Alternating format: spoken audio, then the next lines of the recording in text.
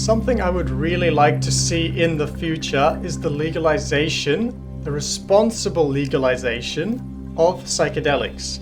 But as it turns out, some psychedelics are already at least semi-legal, and for instance, my favorite of all psychedelics, 5-MeO malt, it can be sold legally in some countries as a research chemical, and purchasing it is quite often a grey area in the law.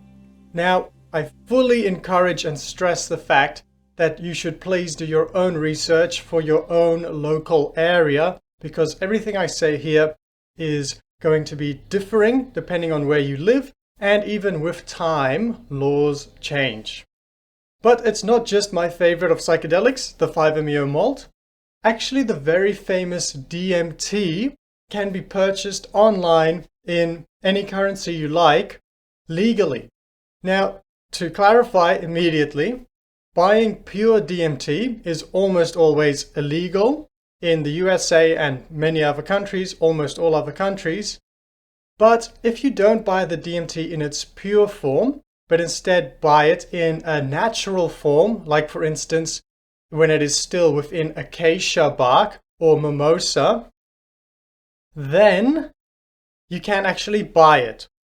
So it's a little bit of a loophole in the law, you could say.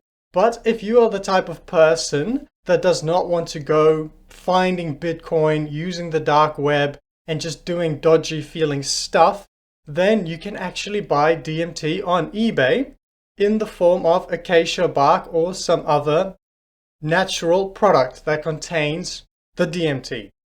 Now, you probably already know that if you're going to be doing this, you can either extract it or you can make ayahuasca. And I'm encouraging ayahuasca today because the extraction process is going to yield pure DMT. And by having that pure DMT, that will be illegal. But if you make an ayahuasca, this is much more of a gray area because it is not clear at what point does boiling wood that you bought online, bark from acacia tree, when does that become illegal? And quite arguably, it is perfectly fine to buy acacia bark, to make a tea out of it, and then to drink it, because that is what you'll be doing today. That's what I'm suggesting if you want to be trying a legal psychedelic. Now, with ayahuasca, if you're making homemade ayahuasca, the ingredients you need to buy is first of all the DMT in a natural form from a plant probably. And then also you will need a monoamine oxidase inhibitor. And you will need this because it stops the breakdown of the DMT in the body. If you're going to be swallowing DMT as a tea, as a brew of acacia bark, for instance, then you need this monoamine oxidase inhibitor in your body as well. So I very clearly want to stress here, because I think it's not as well known as it should be, that this is not a joke, this monoamine oxidase inhibitor. It is actually risky for your health if you don't use it properly. And what I mean by that is it can cause fatal combinations with other drugs, and it can definitely give you a very bad experience through the effects of what is called serotonin syndrome. And you can read more about that if you like, but the long and the short of it is, the public service announcement I want to make right now for you, if you are looking into ayahuasca, is to not mix ayahuasca with any other drugs at all, because it can have potentially fatal consequences if you mix it with 5-MeO DMT, perhaps 5-MeO malt, we don't know. Definitely MDMA is a bad combination, and other types of antidepressants. And actually, even in some cases, food of certain types can cause bad reactions with these monoamine oxidase inhibitors. So, with ayahuasca, it is my opinion that it is the most ceremonious of all psychedelics.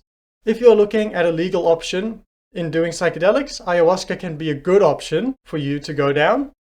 You can buy all the ingredients legally, but you need to take very good care and respect with this brew, because ayahuasca isn't very, I will say, convenient, like something like 5-MeO-DMT that you can just sit down and do, and it's finished, it starts, it finishes, it's just clean.